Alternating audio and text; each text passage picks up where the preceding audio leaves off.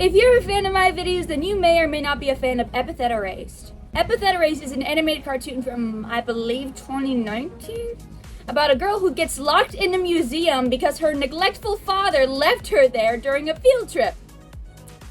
Ain't that just a plot? While she's locked in there, she meets two groups of bad guys who are both in search of the Arson Amulet. The Arson Amulet is a necklace that has the ability to take someone's magical powers away. Only 1 in every 5 people are born with these magical abilities, and they are called epithets. Epithets are power sets based on a single word. So for example, Molly's epithet dumb has the ability to mute and simplify things until they no longer exist. What will happen while she's in the museum? Does she get out of the museum? What happens when she may or may not does not get out of the museum? If you want to know, you'll have to watch the entire 7-episode long series. Link in the description, you should totally watch it. It'll take like under a day. Unfortunately, the series did not get enough funding for a second season, so they instead resorted to making a book that tells what happens after the museum. Yesterday, there was a signing nearby, and I was lucky enough to be able to go and meet the cast, and oh my god. Oh my god.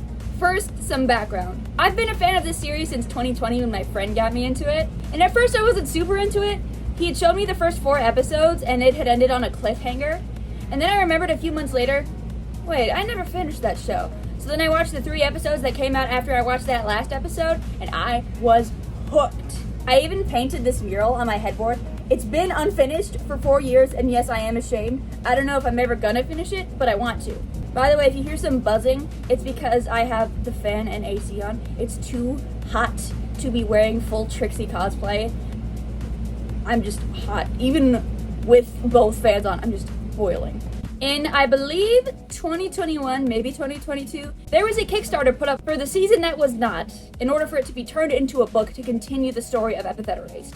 This goal was reached aggressively successfully, and after about 3 years, we ended up getting the book. As well as an audiobook that was fully VA'd by both the author and the original voice actors from the series. And that is who I met at the book signing. This book goes more into the lore and the story that was supposed to be continued. Epithet Erased itself is based on like a modernized version of D&D called Anime Campaign that the creator decided to make into a show one day because why not?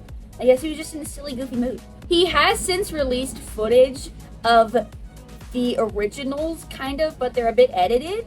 If you want to watch those, I'll link in the description, but I definitely recommend watching the series first and then going on to the Anime Campaign because you'll know which order to watch it in, and no, I have not watched either of them. I watched a little bit of the second one, but that's about it.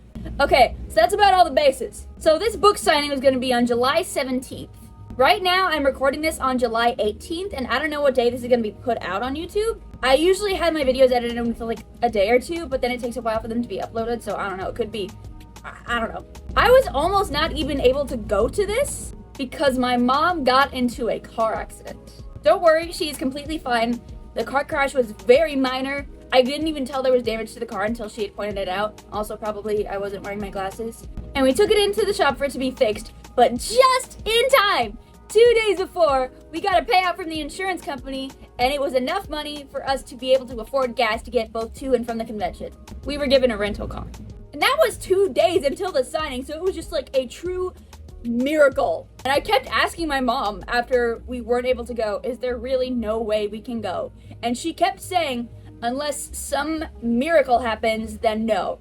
And some miracle happened. So the day after, I rushed from store to store to get the last few remaining items of my cosplay, which was this jacket and a backpack. I'm not wearing the backpack because I'm like sitting on a chair so it would be scrunched up and you wouldn't be able to see it anyways. And I'm also not wearing the shoes, but whatever. Luckily, I got everything just in time. This hoodie wasn't even finished with the design on it until the night before we left. So eventually the day comes and we are off to Dallas. After about a 3.5-hour drive, we finally arrived, and I was thinking that since Epithet Erased is such a small fandom, I was gonna be the only person there. We walked in and the line was like, okay, the best way I can describe it is like this. And then this is the table where you would meet all the cast. And even the people who worked at Barnes & Noble were like, we were not expecting this big of a turnout. You were able to buy the books at the front and then you were allowed to go to the back to get it signed. Unless you already had a copy of the book, in which case you could just go and get it signed. So I bought my book there. I get in line, and in total the wait was about an hour long. And when I say I have been to Disneyland and have been in lines that are about the same length, I don't know if that's a good thing or a bad thing. And I ended up making friends with 2 of the people who were in front of me. I never got their names, and also I won't share the pictures of them for privacy reasons in case they don't want it up. But I want to add that the guy in front of me was very clearly gay and very clearly autistic.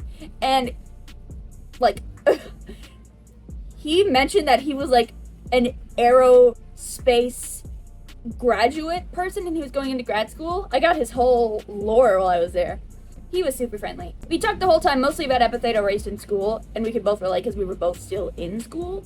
But yeah. So eventually I get to the front of the line and I get my book signed. So in order, there was the VA for Phoenica Felicity, Bryn April, the VA for Giovanni Patage, Kyle Ignexi? I'm gonna call him Kyle. Danny Chambers, the VA for Molly, and Brendan Blaber, the author, creator, and voice of Naven Nuck, who is my favorite character. All of the cast was just so sweet and happy to be there. Every time a new person interacted with Bryn, she'd be like, hello, it's so nice to meet you. Like, she was the real life Phoenica, minus the dumbness. She was blonde and everything. And Phoenica has these plushes of her, and she just had them off in a box, and I took a picture of it because I thought it was funny that this character who's like the richest in the world in canon was just in a box. I ended up giving everyone a little candy star and a bracelet with the name of their character on it, and Bryn was just like fascinated. I've never seen someone so fascinated about anything ever. Like, she was just, what? And she kept like flipping it around and looking at it, and she was just so happy. Look, here's a picture. So anyways, she signs my book, we get a picture, and we are off to see Kyle.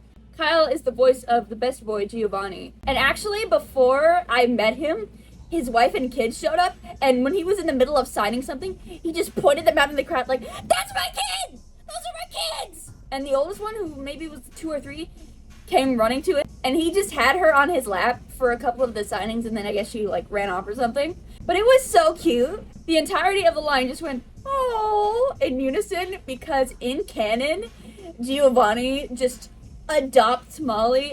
Spoiler alert, at the end of the book, he just hoists her up and takes her. He kidnaps her, which, to be fair, is better for her because her father is a piece of poo-poo. But whatever. The thing about Giovanni is that he has an epithet, and it's soup. And Kyle had a can of soup at his table. By the time I got there, it was gone, but I was tempted to buy it from him and ask if he could sign it. But when I gave him his star and his bracelet, he said, oh, these are themed, I love them. And then he signed it, and the guy ahead of me had him say this. I know y'all work. I know he's no longer part of it. Although the bonsai blasters have burned this bridge. Kyle is awesome. Danny was next, and I actually had quite a few gifts for her because I know her from quite a few different projects. I know her from Epithet Erased, obviously, Far-Fetched, and Rainbow High. First, I gave her the Piper Candy Star. She was super happy. Then I gave her the Simone Summer Star, and she said that she didn't even know that anyone here knew of Simone Summers, so I was very happy to be able to give her something for Simone Summers. Then the Molly Star, and then her Molly bracelet. She was super happy, she loved them, and she instantly put the bracelet on, and whenever that happens to me, which has only really happened to me like 4 times, because I've given 4 different celebrities bracelets of their character, they like instantly put it on, and it's so humbling. And I was like, I'm sure I forgot at least like 5. Check every book, and they were like, we did find a few, we just faked it. So we made it. We got a picture. Then I met the author. I gave him the star and the bracelet. He loved it. He had to put it to the side because he had quite a few gifts and he didn't want to lose any of them. But he signed my book. We got a picture. And when he saw that I was in Trixie cosplay, he got a picture to send to the VA of Trixie. So if you are Oz, who is the VA for Trixie, and you are watching this, did you see my cosplay and did you like it? You're super cool and you're super awesome and I love you. Then after that, there was nothing left to do, so we left. We got there around 3:30 and the signing started at 3. And apparently, like 30 minutes before we got there, there was a Q&A that we completely missed. So I just felt completely disheartened. Point is, I met 4 incredibly talented and funny and kind people, and I got my book signed. Now for the moment you've all been waiting for. Here are the signatures. We've got Bryn April, Kyle, Danny Chambers, and Brendan Blaber. And that is it for this video. I will put links to general Epithet Erased stuff in the description, like the link to buy the audiobook, the link to the series, link to the Twitter, link to all the people's social medias, and yeah, Thank you for watching, and if you worked on Epithet Erased, whether or not you were a VA that I met or just like an artist, thank you for giving me one of my biggest autistic hyperfixations. Thank you for being such hardworking people, and thank you for being so incredibly kind and welcoming. I hope you have a lovely day, and I will see you soon. Goodbye.